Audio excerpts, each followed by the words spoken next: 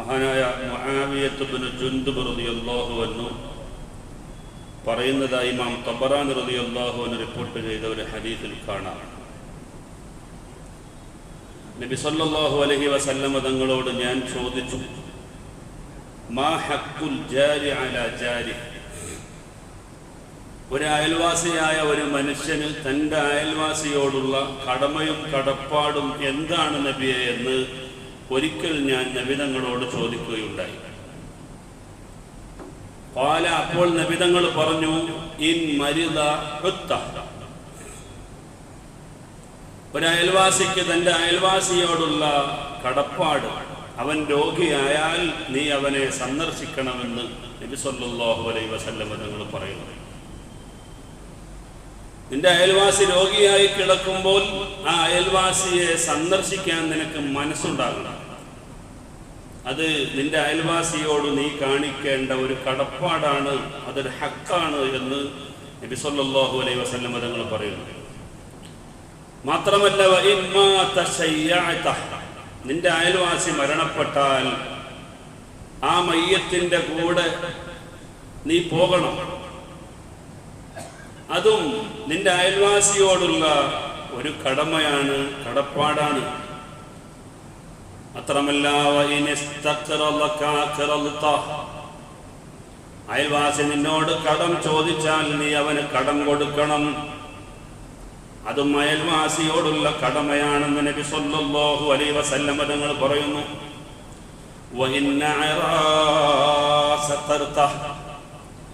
നിന്റെ അയൽവാസി നഗ്നതയിൽ ജീവിക്കുന്ന ആളാണെങ്കിൽ, വസ്ത്രമില്ലാത്ത ആളാണെങ്കിൽ അദ്ദേഹത്തിന് നീ വസ്ത്രം കൊടുക്കണം. നബി തങ്ങൾ പറയുകയാണ്,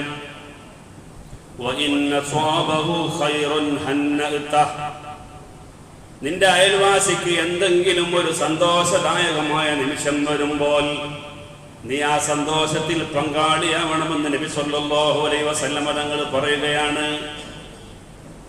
അയൽവാസിയുടെ മകൻ ഒരു ഡോക്ടറായി സർട്ടിഫിക്കറ്റൊക്കെ വാങ്ങി വീട്ടിൽ വരുമ്പോൾ അവരെ ഒന്ന് ആശ്വസിപ്പിക്കുക, അവരുടെ സന്തോഷത്തിൽ പ്രിയപ്പെട്ടവരെ നാം പങ്കാളികളാവുക. നബി സല്ലല്ലാഹു അലൈഹി വസല്ലം തങ്ങൾ പറയുകയാണ്, വഇൻ അസാബതുഹു മുസീബത്തുൻ അസൈത,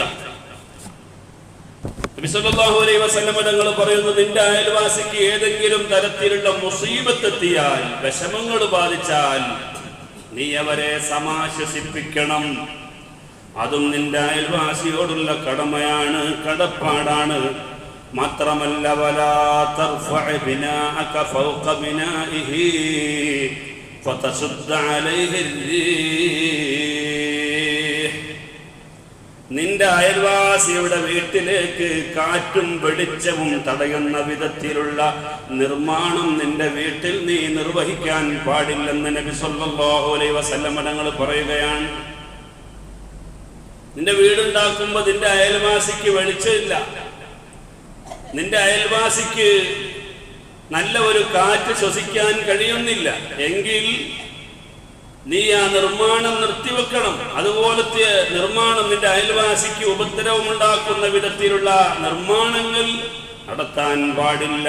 നബി സല്ലല്ലാഹു അലൈഹി വസല്ലം തങ്ങൾ പറയുകയാണ്, വലാ തുദ്ഹി ബിരീഹി ഖിദ്രിക ഇല്ലാ അൻ തഗ്രിഫ ലഹു മിൻഹാ, നിന്റെ വീട്ടിൽ പാചകം ചെയ്യുന്ന ഭക്ഷണത്തിന്റെ സ്മെല്ല് അടിച്ച് ഒരിക്കലും നിന്റെ അയൽവാസിയെ നീ ബുദ്ധിമുട്ടിക്കാൻ പാടില്ല. തരക്കടില്ല, നീ അതിൽ നിന്ന് എന്തെങ്കിലും അയൽവാസിക്ക് കൊണ്ടുപോയി കൊടുക്കാൻ താല്പര്യമുള്ള ആളാണ് എങ്കിൽ പിന്നെ ഓക്കെ. നബി സല്ലല്ലാഹു അലൈഹി വസല്ലം തങ്ങൾ പറയുകയാണ്, അങ്ങനെ നീ നിന്റെ വീട്ടിലുണ്ടാക്കുന്ന വിഭവങ്ങൾ നിന്റെ അയൽവാസിയുടെ വീട്ടിൽ കൊണ്ടുപോയി കൊടുക്കാൻ നിനക്ക് താല്പര്യമില്ലെങ്കിൽ ആ വാസന കൊണ്ട് പോലും നിന്റെ അയൽവാസിയെ നീ ബുദ്ധിമുട്ടിക്കാനോ വിഷമിപ്പിക്കാനോ പാടില്ല എന്ന് പ്രിയപ്പെട്ടവരെ അഷ്റഫുൽ ഖൽഖ് സയ്യിദുനാ മുഹമ്മദ് മുസ്തഫ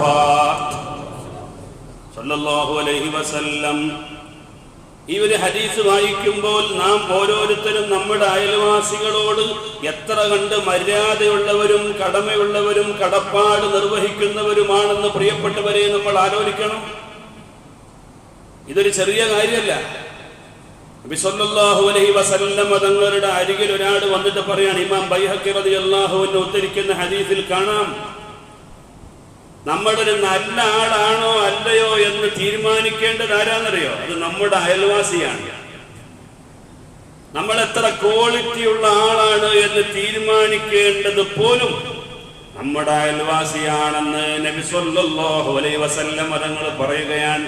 നിന്റെ അയൽവാസിക്ക് നിന്നെ കുറിച്ച് നല്ലവനാണ് എന്ന ഒരു കാഴ്ചപ്പാടില്ലെങ്കിൽ നിനക്ക് സ്വർഗത്തിൽ പോകാൻ കഴിയില്ല എന്ന് പറയുന്നത് ഒരിക്കൽ പോലും കളവ് പറഞ്ഞിട്ടില്ലാത്ത അഷ്റഫുൽ ഖൽഖ് മുഹമ്മദ് മുസ്തഫ സല്ലല്ലാഹു അലൈഹി വസല്ലം. നോക്കൂ നിങ്ങൾ, ഇമാം ബൈഹഖി റളിയല്ലാഹു അൻഹു ഉദ്ധരിക്കുന്ന ഹദീസാണ്, അന്ന റജുലൻ ഖാല യാ റസൂലല്ലാഹ് ദുല്ലനി അലാ അമലിൻ ഹത്താ ഇദാ അമിൽതു ബിഹി ദഖൽതുൽ ജന്ന. നബിയെ, എനിക്കൊരു സൽക്കർമ്മം പറഞ്ഞു തരണം, ആ സൽക്കർമ്മം ഞാൻ ചെയ്താൽ സ്വർഗത്തിൽ പ്രവേശിക്കുമെന്ന കാര്യം ഉറപ്പാണ്. അങ്ങനെയുള്ള സൽക്കർമ്മമായിരിക്കണം, അതെനിക്ക് നിങ്ങൾ പറഞ്ഞു തരണം. ഞാൻ ആ സൽക്കർമ്മം ചെയ്താൽ സ്വർഗം എനിക്ക് സുനിശ്ചിതമാണ്. അങ്ങനെയുള്ള ഒരു അമൽ എനിക്ക് പറഞ്ഞു തരണമെന്ന് നബി സല്ലല്ലാഹു അലൈഹി വസല്ലം തങ്ങളുടെ അരികിൽ വന്നിട്ട് ഒരാൾ പറയുമ്പോൾ അല്ലാഹുവിന്റെ റസൂല് പറഞ്ഞു, കുൻ മുഹ്സിനാ. അതിനെന്താ, നീ നല്ല ആളാവുക. ഞാൻ സ്വർഗത്തിൽ പ്രവേശിക്കുമെന്ന് ഉറപ്പുള്ള ഒരു കാര്യം പറയണമെന്ന് പറഞ്ഞപ്പോൾ റസൂൽ പറഞ്ഞത് കുൻ മുഹ്സിനൻ, നീ നല്ല ആളാവുക, അത് മാത്രമാണ് അതിന് പരിഹാരം. അപ്പോൾ അയാൾ ചോദിച്ചു, കൈഫ അലമു അന്നീ മുഹ്സിൻ, ഞാൻ നല്ലവനാണെന്ന് എങ്ങനെയാണ് തീരുമാനിക്കുന്നത് നബിയെ? അപ്പോൾ നബി തങ്ങൾ പറഞ്ഞു, സൽ ജിറാനക്, നിന്റെ അയൽവാസിയോട് നീ പോയിട്ട് ചോദിക്കണം. എന്നിട്ട് റസൂൽ നിർത്തിയില്ല. ഫൈൻ ഖാലൂ, അയൽവാസികൾ പറയുന്നത് ഇന്നക മുഹ്സിനുൻ, അയാൾ നല്ല ആളാണെന്ന് നിന്നെ കുറിച്ച് അയൽവാസി പറയുന്നുണ്ടെങ്കിൽ ഫാൻത മുഹ്സിനുൻ, നീ നല്ല ആൾ തന്നെയാണ്. വൈൻ ഖാലൂ ഇന്നക മുസിയുൻ, അയാൾ ആള് പോക്കാണ്, വെടക്കാണ് എന്നാണ് നിന്റെ അയൽവാസി നിന്നെ കുറിച്ച് പറയുന്നതെങ്കിൽ ഫാൻത മുസീ, നീ ആള് പോക്കാണെന്ന് പ്രിയപ്പെട്ടവരെ നബി സല്ലല്ലാഹു അലൈഹി വസല്ലം തങ്ങൾ പറയുകയാണ്. നിങ്ങൾ ആലോചിച്ചു നോക്കൂ, ഈ നമ്മളെ ഓരോരുത്തരും നമ്മുടെ അയൽവാസികളുടെ ഗുഡ് സർട്ടിഫിക്കറ്റ് നമ്മളിൽ എത്ര പേർക്ക് കിട്ടുമെന്ന് നമ്മൾ ആലോചിക്കണം. പ്രിയപ്പെട്ടവരെ, ഇന്ന് സത്യത്തിൽ അയൽവാസികളുടെ പരാതി മാത്രമേ പറയാനുള്ളൂ. പല ആളുകളും വളരെ സന്തോഷത്തോടെ കഴിയുന്ന ആളുകളുണ്ട്, ഇല്ലെന്ന് ഞാൻ പറയുന്നില്ല. ഒരു തരത്തിലും നമ്മുടെ അയൽവാസിയെ ഉപദ്രവിക്കാൻ പാടില്ല. നമ്മുടെ വീട്ടിലുണ്ടാക്കുന്ന ഭക്ഷണത്തിന്റെ അവശിഷ്ടങ്ങൾ, മത്സ്യം കഴുകിയ വെള്ളം, അതെത്ര വാടയുള്ള വെള്ളമാണ്, അതെല്ലാം അയൽവാസിയുടെ വസ്തുവിൽ കിടക്കട്ടെ. അത് നമുക്ക് വേണ്ട, കാരണം അത് നല്ല വാടയാണ്, അശണ്ടയാണ്, നമുക്ക് അത് സഹിക്കാൻ പറ്റാത്ത വേസ്റ്റാണ് എന്നറിയാം. പ്രിയപ്പെട്ടവരെ, അതെല്ലാം അയൽവാസിയുടെ വസ്തുവിലേക്ക് അവരറിഞ്ഞോ അറിയാതെയോ രാത്രിയിലോ പകലിലോ അത് ഒഴുക്കുന്നു. നിങ്ങൾ ആലോചിച്ച് നോക്കൂ. അതുപോലെ നമ്മുടെ വീടുകളിൽ വരുന്ന വേസ്റ്റുകളെല്ലാം അഴിച്ചു വാരി അയൽവാസിയുടെ പറമ്പിലേക്ക് നാം ഉപേക്ഷിക്കുകയാണ്. ചെയ്യാൻ പാടില്ല. അയൽവാസിയെ ദ്രോഹിക്കുന്നവൻ മൂമിനായ ഒരു മനുഷ്യൻ ആരാണെന്ന് നബി സല്ലല്ലാഹു അലൈഹി വസല്ലം തങ്ങൾ പറഞ്ഞപ്പോൾ അവിടുന്ന് പറഞ്ഞു, തന്റെ അയൽവാസിക്ക് തന്റെ ബുദ്ധിമുട്ടിനെ തൊട്ട് നിർഭയത്വം കൊടുക്കുന്നവനാണ് യഥാർത്ഥ സത്യവിശ്വാസി എന്ന് നബി സല്ലല്ലാഹു അലൈഹി വസല്ലം തങ്ങൾ പറയുകയാണ്. നമ്മളെ കൊണ്ട് ഒരു വിഷമവും നമ്മുടെ അയൽവാസിക്ക് ഉണ്ടാകാൻ പാടില്ല. എന്തെങ്കിലും ഒരു സാധനം വാങ്ങിയാൽ പ്രിയപ്പെട്ടവരെ, അത് കൃത്യമായ സമയത്ത് അവർ ചോദിക്കുന്നതിന്റെ മുമ്പ് നമ്മൾ കൊണ്ടുപോയി കൊടുക്കണം. വിശുദ്ധമായ ഖുർആൻ അയൽവാസിയോടുള്ള കടമ പറയുന്നതിൽ പ്രിയപ്പെട്ടവരെ ഉപമിച്ച ഒരു കാര്യമാണിത്. ഫവൈലുൽ ലിൽ മുസല്ലീന അല്ലദീന ഹും അൻ സ്വലാത്തിഹിം സാഹൂൻ അല്ലദീന ഹും യുറാഊന വയംനഊനൽ മഊൻ. വയല് എന്ന് പറയുന്ന നരകക്കുണ്ടാരം ആർക്കാണെന്നറിയുമോ? അല്ലാഹു തആല പറയുകയാണ്. വയല് എന്ന് പറഞ്ഞാൽ എന്താ? മഹാനായ ഇമാം ബൈദാവി റളിയല്ലാഹു അൻഹു പറയുന്നുണ്ട്, വയല് എന്ന് പറഞ്ഞാൽ നരകത്തിലെ ഏറ്റവും മോശമായ ഒരു ഇടമാണ്. ആ വൈല് എന്ന് പറയുന്ന നരകക്കുണ്ടാരത്തിൽ നിന്ന് പടച്ചവനെ മറ്റുള്ള നരകങ്ങൾ അള്ളാഹുവിനോട് സന്തോഷം പ്രകടിപ്പിക്കുക. റബ്ബേ, എന്നെ നീ വൈലാക്കിയില്ലല്ലോ, അത് എന്നെ നീ നരകമാക്കി സൃഷ്ടിച്ചെങ്കിലും എന്നെ നീ വൈലാക്കിയില്ലല്ലോ, അൽഹംദുലില്ലാഹ്, വല്ലാത്ത കാര്യം. മറ്റുള്ള നരകങ്ങൾ വൈലാക്കിയില്ലല്ലോ എന്നതിന്റെ പേരിൽ അള്ളാഹുവിന് സ്തുതി പറയുമെന്ന് നബി സല്ലല്ലാഹു അലൈഹി വസല്ലം തങ്ങൾ പറയാണ്. കാരണം അത്രയും നീചമാണ്, നികൃഷ്ടമാണ് പ്രിയപ്പെട്ടവരെ നരകത്തിൽ നിന്ന് വൈല് എന്ന് പറയുന്ന നരകം.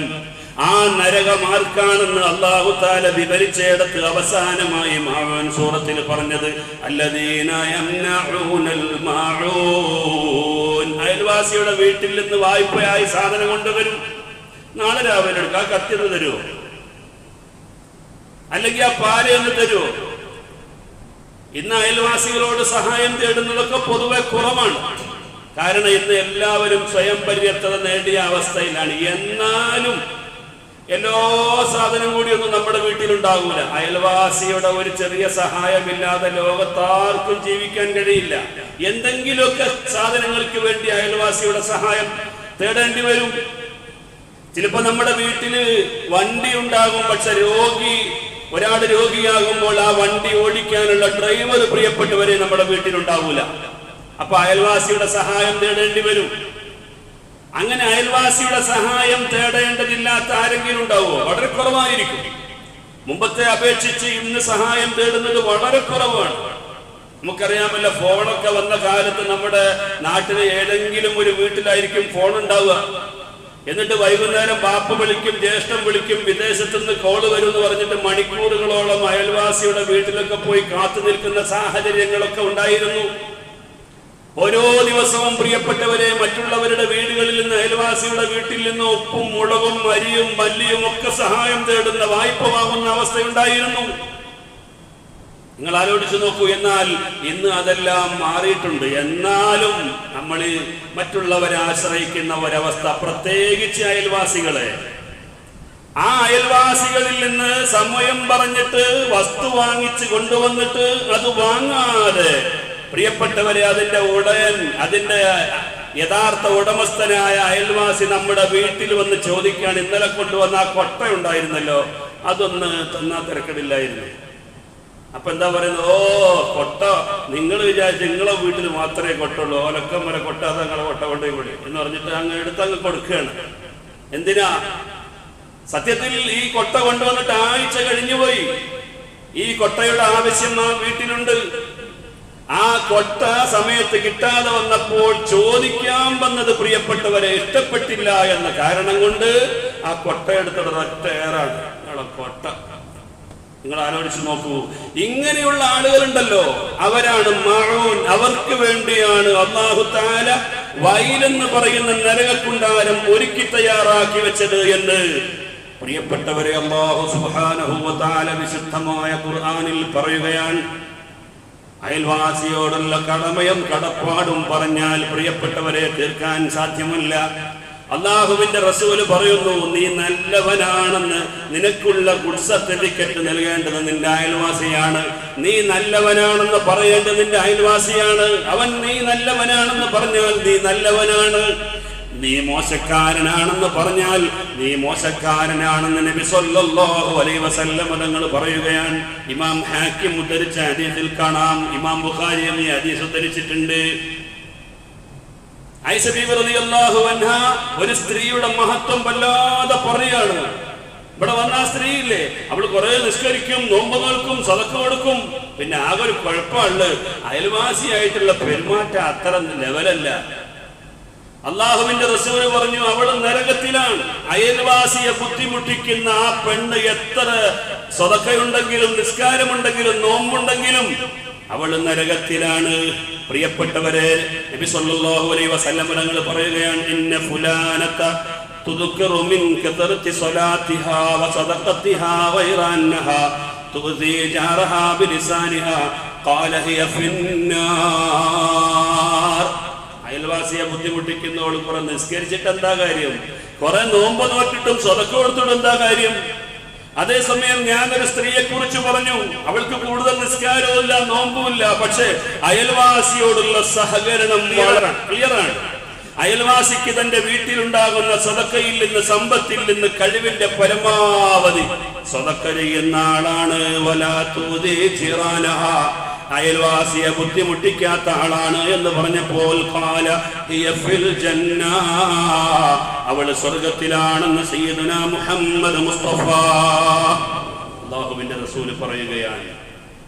പ്രിയപ്പെട്ടവരെ, ഇമാം മുസ്ലിം ഉദ്ധരിക്കുന്ന ഹദീസ്, ലാ യദ്ഖുലുൽ ജന്നത മൻ ലാ യഅ്മനു ജാറുഹു ബവായിഖ. ഞാൻ നേരത്തെ നിങ്ങളുടെ മുമ്പിൽ ഓതിയ ഹദീസിന്റെ മറ്റൊരു ഭാഗമാണ്. ലാ യദ്ഖുലുൽ ജന്നത മൻ ലാ യഅ്മനു ജാറുഹു ബവായിഖ.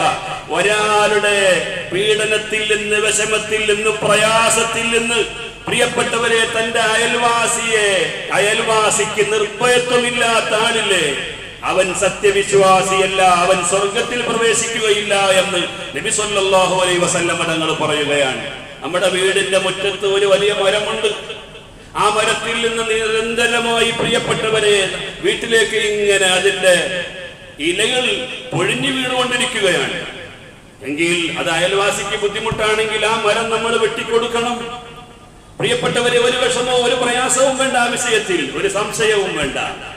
നമ്മുടെ അയൽവാസിക്ക് നമ്മളെ കൊണ്ട് എങ്ങനെയാണ് ബുദ്ധിമുട്ടുണ്ടാകുന്നത് എങ്കിൽ പ്രിയപ്പെട്ടവരെ ആ ബുദ്ധിമുട്ടുകൾ നാം നിർമാർജനം ചെയ്യണം.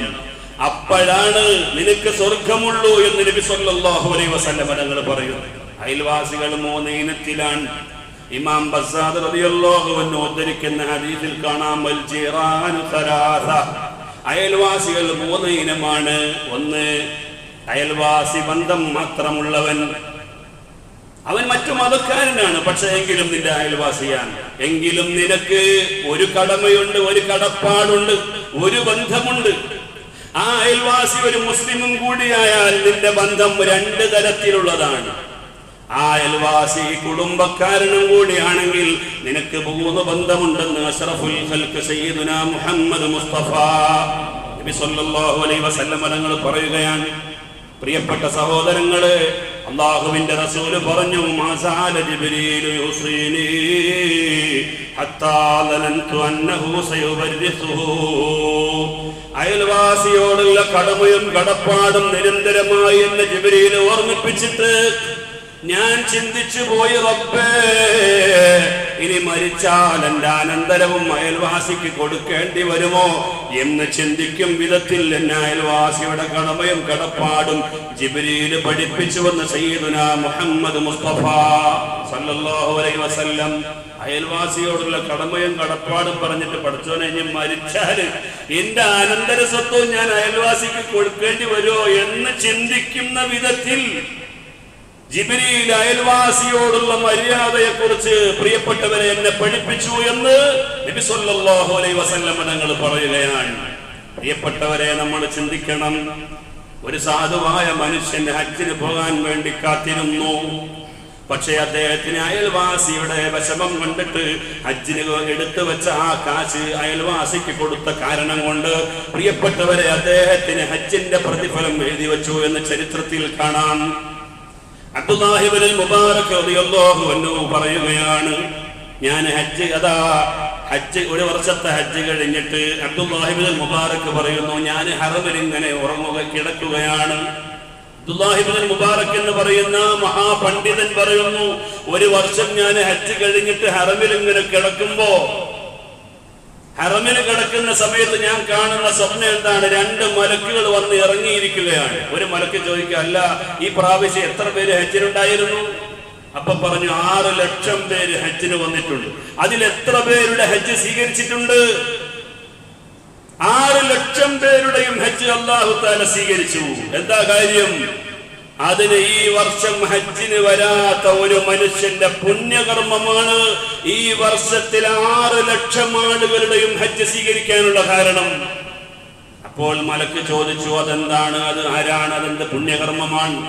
അപ്പോഴാണ് പറയുന്നത്, ഡമസ്കസിലെ മുവഫഖ് എന്ന് പറയുന്ന ഒരു ചെറുപ്പക്കാരൻ, അയാള് സാമ്പത്തികമായ ഒരു ശേഷിയും ഇല്ലാത്ത ആളാണ്. ചെരുപ്പ് തുന്നലാണ് അദ്ദേഹത്തിന്റെ പരിപാടി. ആ ചെരുപ്പ് തുന്നുന്നതിൽ നിന്ന് അദ്ദേഹത്തിന് കിട്ടുന്ന വേതനം മിച്ചം വരുന്നത് എടുത്തു വെച്ച് ഒരു 300 ദിർഹം ബാക്കിയായി.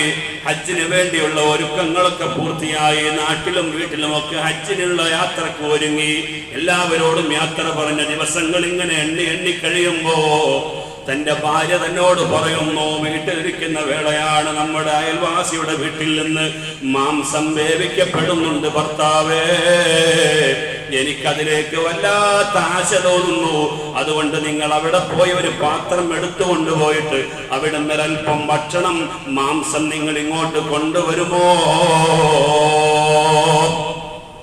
പ്രിയപ്പെട്ടവരെ, മുഗഫത്ത് പറയുകയാണ്, ഞാൻ എൻ്റെ അയൽവാസിയുടെ വീട്ടിൽ ചെന്നു. ഇവിടെ മാംസം പാചകം ചെയ്യുന്നുണ്ട്, വാസന അടിക്കുന്നുണ്ട്. എൻ്റെ ഭാര്യ ഗർഭിണിയാണല്ലോ, ഇവിടെ പാചകം ചെയ്യുന്ന മാംസത്തിലേക്ക് വലിയ ആഗ്രഹം കൊതിച്ചുപോയി. അതുകൊണ്ട് ഒരൽപ്പം മാംസം തന്നാലുമെന്ന് പറഞ്ഞ് പാത്രം കൊടുക്കുമ്പോഴാണ് പറയുന്നത്, ഹാദാ ഹലാലുൻ ലനാ വഹറാമുൻ അലൈക്കും, ഞങ്ങൾക്കിത് കഴിക്കൽ ഹലാലാണ് മുവഫഖ്, പക്ഷേ നിങ്ങൾക്കിത് കഴിക്കൽ നിഷിദ്ധമാണ്. സുബ്ഹാനല്ലാഹ്, മുവഫഖ് ചിന്തിക്കുന്നു, ഞങ്ങൾക്ക് ഹറാമായ ഭക്ഷണം നിങ്ങൾക്ക് എങ്ങനെ ഹലാലാകും? നിങ്ങൾക്ക് ഹലാലായ ഭക്ഷണം ഞങ്ങൾക്ക് എങ്ങനെ ഹറാമാകും? അപ്പോഴാണ് പറയുന്നത്, എൻ്റെ ഭർത്താവ് മരണപ്പെട്ടു പോയിട്ട് ദിവസങ്ങളായി, വർഷങ്ങളായി, നിങ്ങൾക്കറിയാമല്ലോ. ഇതുവരെ നാട്ടുകാരുടെ സഹായം കൊണ്ട് ഞങ്ങൾ ജീവിച്ചു പോന്നു. സത്യത്തിൽ ഇവിടെ ഭക്ഷണം കഴിഞ്ഞിട്ട്, ആഹാരങ്ങൾ കഴിഞ്ഞിട്ട് ദിവസങ്ങളേറെയായി. എനിക്ക് മറ്റുള്ളവരോട് ചോദിക്കുന്ന ബുദ്ധിമുട്ടുകൊണ്ട് ഞാൻ എവിടെയും ഭിക്ഷയ്ക്ക് നടക്കാറില്ല. ഇന്ന് എൻ്റെ മക്കൾ വല്ലാത്ത പട്ടിണിയിലാണ്. രാവിലെ അവര് പറഞ്ഞു, ഇന്ന് എന്തെങ്കിലും ഒന്ന് ഭക്ഷിക്കാനില്ലെങ്കിൽ എൻ്റെ മക്കള് ഈ ലോകത്തോട് വിട പറഞ്ഞു പോകുമോ എന്ന് ഞാൻ പേടിച്ചതുകൊണ്ട് അവരുടെ അങ്ങേയറ്റത്തെ അവശത കണ്ടപ്പോൾ ഞാൻ ഈ വീട് വിട്ട് ഇറങ്ങി. അപ്പോഴാണ് ഒരു കഴുത ചത്ത് കിടക്കുന്നതായി എനിക്ക് ശ്രദ്ധയിൽപ്പെട്ടത്.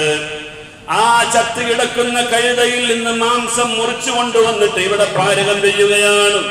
ഇത് എൻ്റെ മക്കൾക്ക് അനുവദനീയമാകും, കാരണം അവരുടെ പ്രാണനെ രക്ഷിക്കാനുള്ളതാണ്. നിങ്ങൾക്ക് ഇത് കഴിക്കാൻ കഴിയില്ലാതെ നിഷിദ്ധമാണെന്ന് പ്രിയപ്പെട്ടവരെ ആ വിധവയായ തന്റെ അയൽവാസിനിയായ പെണ്ണ് പറയുമ്പോ മുവഫഖ് ചിന്തിച്ചു പോയി, റബ്ബേ, എന്റെ അയൽവാസി ഇങ്ങനെ പട്ടിണി കിടക്കുമ്പോ ഞാൻ ഹജ്ജിന് പോകുന്നത് ശരിയല്ലല്ലോ എന്ന് ചിന്തിച്ചിട്ട് വീട്ടിൽ ഹജ്ജിന് പോകാൻ വേണ്ടി എടുത്തു വെച്ച 300 ദിർഹം എടുത്തിട്ട് അയൽവാസിയുടെ കയ്യിൽ കൊണ്ടുപോയി കൊടുത്തിട്ട് പറഞ്ഞു, നീ നിന്റെ മക്കൾക്ക് വേണ്ടി ചെലവഴിക്കുക. പ്രിയപ്പെട്ടവരെ, അതുകൊണ്ട് എനിക്ക് ഹജ്ജിന് വരാൻ കഴിഞ്ഞില്ല. നിങ്ങൾ ആലോചിച്ചു നോക്കൂ, ആ മുവഫഖിന്റെ സൽക്കർമ്മം കാരണമായിട്ട് ഹജ്ജിന് വരാത്ത മുവഫഖിന് ഹജ്ജിന്റെ കൂലി രേഖപ്പെടുത്തുകയും, പ്രിയപ്പെട്ടവരെ, ആ മുവഫഖിന്റെ നല്ല ഒരു സൽപ്രവർത്തി കാരണമായി ഈ വർഷം വന്ന മുഴുവൻ ആളുകളുടെയും ഹജ്ജ് അല്ലാഹു തആല സ്വീകരിക്കുകയും ചെയ്തു എന്ന് ഒരു മലക്ക് മറ്റേ മലക്കിനോട് പറയുമ്പോൾ അബ്ദുല്ലാഹി ഇബ്നുൽ മുബാറക് റളിയല്ലാഹു അൻഹു പെട്ടെന്ന് പ്രിയപ്പെട്ടവരെ ഉറക്കിൽ നിന്ന് ഞെട്ടിയുണരുകയാണ്. എന്നിട്ട് അവിടുന്ന് ഡമസ്കസിലേക്ക് യാത്ര പോയി. ഈ ചരിത്രത്തിന്റെ യാഥാർത്ഥ്യത്തെ ഉൾക്കൊള്ളാൻ വേണ്ടി പ്രിയപ്പെട്ടവരെ ഡമസ്കസിലേക്ക് പോയി. മുവഫഖിനെ അന്വേഷിച്ചു, നാളെ കണ്ടെത്തി, ഈ വിവരങ്ങളെല്ലാം പറഞ്ഞു. പ്രിയപ്പെട്ടവരെ, യാഥാർത്ഥ്യ ബോധത്തോടുകൂടെ അത് ഉൾക്കൊണ്ടുകൊണ്ട് അബ്ദുല്ലാഹി ഇബ്നുൽ മുബാറക് റളിയല്ലാഹു അൻഹു തിരിച്ചു വരികയാണ്. ഇവിടെയാണ് പ്രിയപ്പെട്ടവരെ നമ്മൾ മനസ്സിലാക്കേണ്ടത്. കേട്ടോ, ഒരു അയൽവാസിയുടെ പട്ടിണി അകറ്റിയതിന്റെ പേരിൽ ഹജ്ജിന് പോകാൻ എടുത്തു വെച്ച കാശെടുത്ത് പ്രിയപ്പെട്ടവരെ അയൽവാസിക്ക് അവരുടെ പ്രാണനെ രക്ഷപ്പെടുത്താൻ, അവരുടെ ജീവൻ നിലനിൽക്കാൻ ആവശ്യമായ ഭക്ഷണത്തിന് അത് കൊടുത്തപ്പോൾ അദ്ദേഹത്തിന് ഹജ്ജിന്റെ കൂലി എഴുതി വെച്ചു എന്നും മാത്രമല്ല, ആ നല്ല മഹാമനീഷിയുടെ സൽപ്രവൃത്തി കാരണമായി ആ വർഷം ഹജ്ജിന് വന്ന മുഴുവൻ ആളുകളുടെയും ഹജ്ജ് അല്ലാഹു തആല സ്വീകരിച്ചു എന്ന് പറയുമ്പോൾ ഇവിടെയാണ് നമ്മൾ ചിന്തിക്കേണ്ടത്. അയൽവാസിയോടുള്ള കടമയും കടപ്പാടും വളരെ വലുതാണ്. പ്രിയപ്പെട്ടവരെ, നമ്മൾ ചിന്തിക്കണം. അതുകൊണ്ട് ഒരിക്കലും നാവ് കൊണ്ട് അവരെ വേദനിപ്പിക്കരുത്, പ്രവർത്തനം കൊണ്ട് അവരെ വേദനിപ്പിക്കരുത്. പ്രിയപ്പെട്ടവരെ, ഒരു നിലയിലും ഏതെങ്കിലും ഒരു വിഷമം നമ്മുടെ കാരണം കൊണ്ട് അയൽവാസിയെ വിഷമിപ്പിക്കുന്നതുണ്ടായാൽ അത് നമ്മുടെ ഈമാനിന്റെ തകർച്ചയാണ്. സ്വർഗത്തിൽ പ്രവേശിക്കാൻ പ്രയാസമാണെന്ന് നബി സല്ലല്ലാഹു അലൈഹി വസല്ലം തങ്ങൾ പറയുന്നു. നമ്മളെ ഏറ്റവും കൂടുതൽ ആദരിക്കേണ്ടവരും ബഹുമാനിക്കേണ്ടവരുമാണ് നമ്മുടെ അയൽവാസികൾ.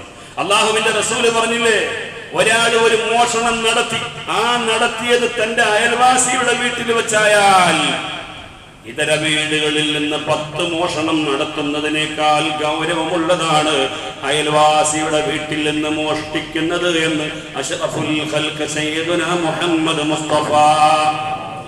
സ്വന്തം അയൽവാസിയെ വ്യഭിചരിക്കുന്നതോ, അല്ലാഹുവിന്റെ റസൂല് പറഞ്ഞു, നീ 10 വ്യഭിചാരം നടത്തുന്നതിനേക്കാൾ ഗൗരവമാണ് സ്വന്തം അയൽവാസിയെ വ്യഭിചരിക്കുന്നതെന്ന് നബി സല്ലല്ലാഹു അലൈഹി വസല്ലം തങ്ങൾ പറയുകയാണ്.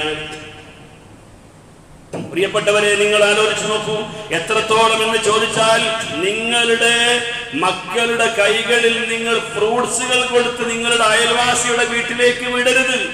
അള്ളാഹുവിന്റെ റസൂല് പറയുകയാ, നിങ്ങളുടെ മക്കളുടെ കൈകളിൽ നിങ്ങൾ പഴം കൊടുത്ത് ഫ്രൂട്ട്സുകൾ കൊടുത്ത് നിങ്ങളുടെ അയൽവാസിയുടെ വീട്ടിലേക്ക് വിടരുത്, കളിക്കാൻ വിടരുത്. കാരണം അയൽവാസിയുടെ വീട്ടിൽ ഇത് വാങ്ങിക്കാൻ ഗതിയില്ലാത്ത വീട്ടുകാരാണെങ്കിൽ പ്രിയപ്പെട്ടവരെ, ഇത് കണ്ടുകൊണ്ട് അവര് വിഷമിക്കും.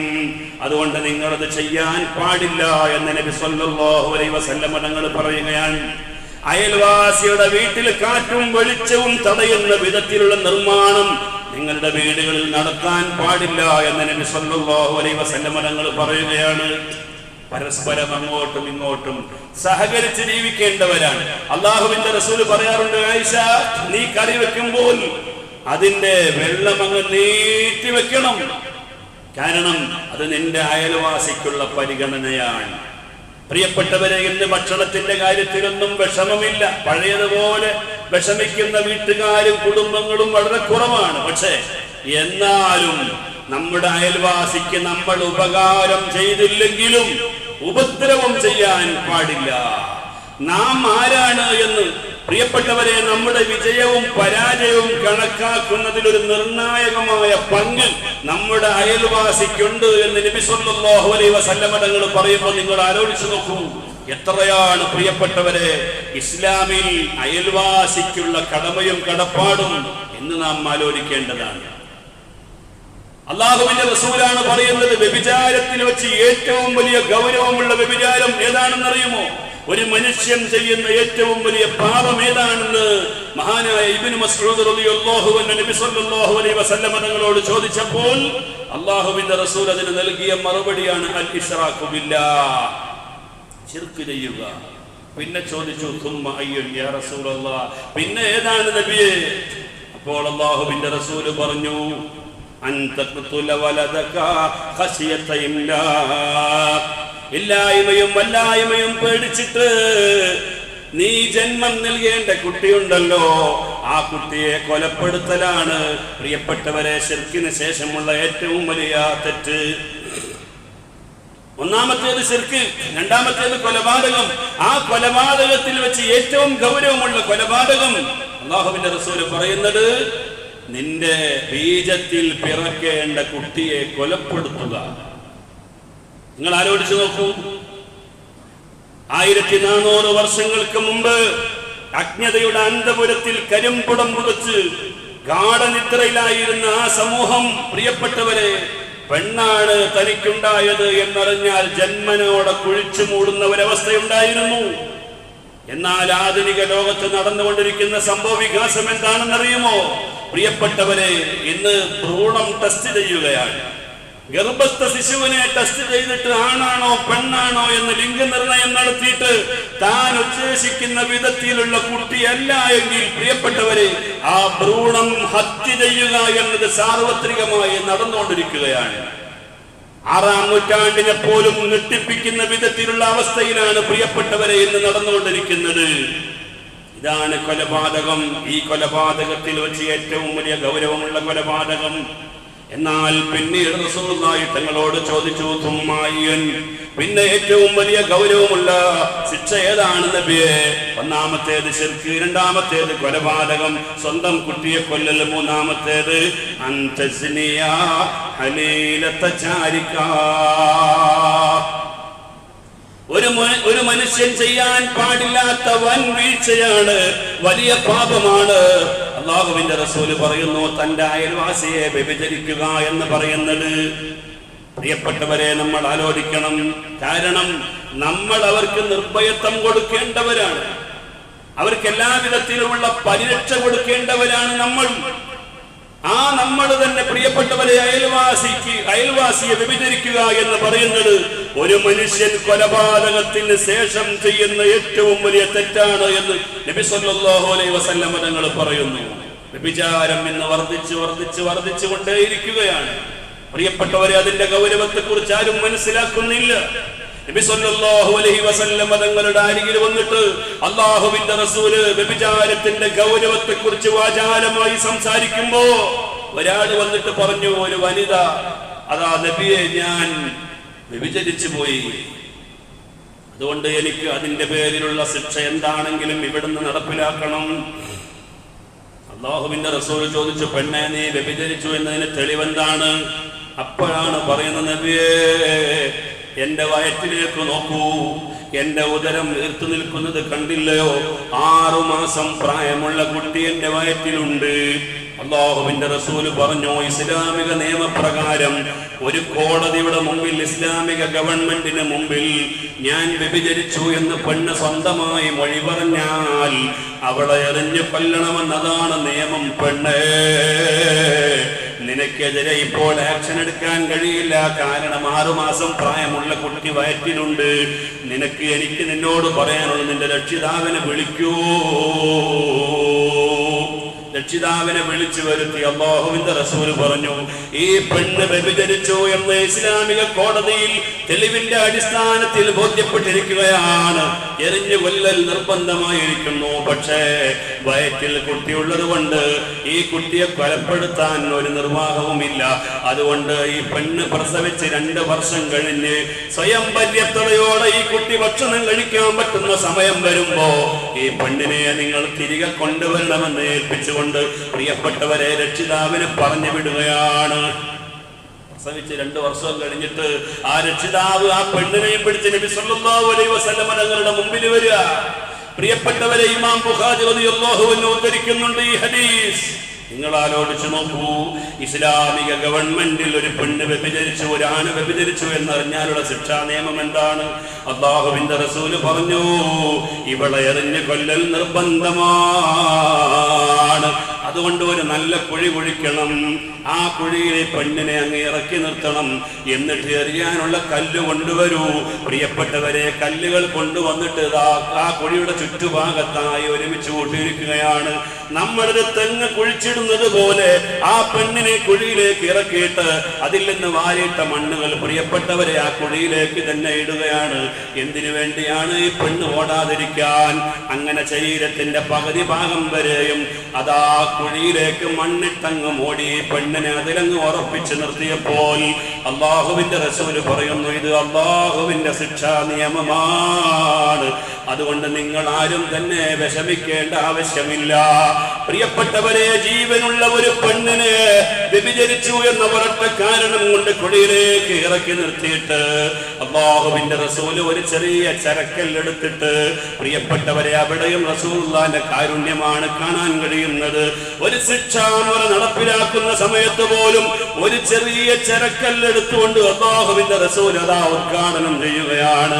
പ്രിയപ്പെട്ടവരെ, സ്വഹാബത്ത് ഓരോരുത്തരും വലിയ വലിയ ഉരുളങ്കല്ലെടുത്തുകൊണ്ട് ഈ ചെറിയ ശിക്ഷയ്ക്ക് വിധേയമാകുന്ന ഈ സ്ത്രീയുടെ ശരീരത്തിലേക്ക് അങ്ങ് വലിച്ചെറിഞ്ഞപ്പോൾ ആദ്യമായി എറിഞ്ഞ കല്ല് പ്രിയപ്പെട്ടവരെ ആ പെണ്ണിന്റെ നെറ്റിയിലാണ് കൊണ്ടുപോയത്.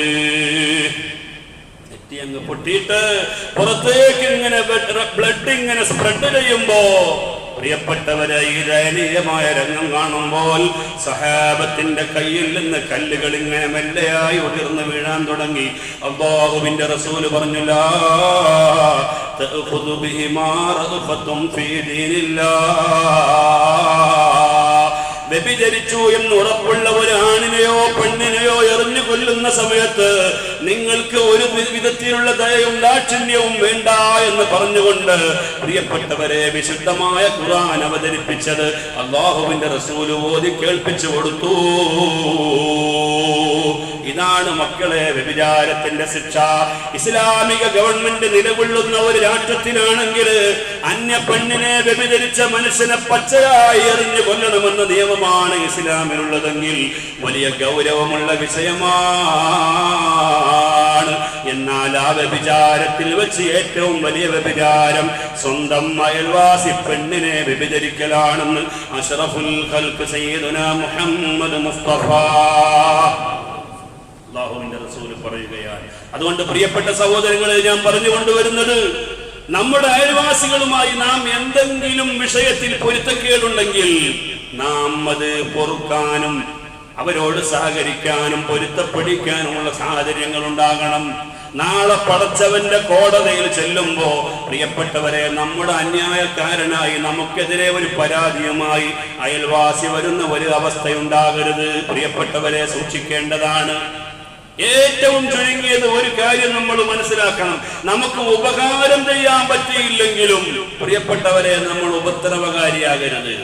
നമ്മുടെ വീട്ടിൽ നിന്ന് ഒഴുക്കി വിടുന്ന വേസ്റ്റ് വെള്ളങ്ങളെല്ലാം വരുന്നത് അവരുടെ വസ്തുവിലേക്കാണ്. നമ്മുടെ വീട് ഉയരത്തില, അവരുടെ വസ്തു താഴെയാണ്. ഇതെല്ലാം വന്നിട്ടോ അവരുടെ വെള്ളം ചീത്തയാകുന്നു. പ്രിയപ്പെട്ടവരെ, പരാതി പറഞ്ഞിട്ട് എവിടെയാ പരാതി പറയാ? ഇതിന് നടപടിയെടുക്കാൻ ആരെങ്കിലും ഉണ്ടോ? നിങ്ങൾ ആലോചിച്ച് നോക്കൂ. ഇങ്ങനെയൊക്കെ വിഷമിക്കുന്ന എത്ര കുടുംബങ്ങളുണ്ട്. പ്രിയപ്പെട്ടവരെ, അക്രമങ്ങളൊന്നും ഒരിക്കലും പറഞ്ഞു തീർക്കാൻ സാധ്യമല്ലാത്തതാണ്. അതുകൊണ്ട് എന്റെ ശബ്ദം ശ്രവിക്കുന്ന രക്ഷിതാക്കളോട്, സഹോദരങ്ങളോട് എനിക്ക് പറയാനുള്ളത്, നമ്മുടെ അയൽവാസികളെ നാം ദ്രോഹിക്കരുത്. ഉപകാരം ചെയ്യാൻ പറ്റിയില്ലെങ്കിലും പ്രിയപ്പെട്ടവരെ ഉപദ്രവം ചെയ്യരുത് എന്ന് മാത്രമാണ് ഈ സമയത്ത് എനിക്ക് പറയാനുള്ളത്. സർവശക്തനായ അല്ലാഹു സുബ്ഹാനഹു വ തആല ഒരു മുസ്ലിമായ മനുഷ്യൻ ജീവിതത്തിൽ പകർത്തേണ്ട എല്ലാ കടമയും കടപ്പാടും പാലിച്ച് ജീവിക്കാൻ അല്ലാഹു നമുക്കൊക്കെയും തൗഫീഖ് നൽകുമാറാവട്ടെ.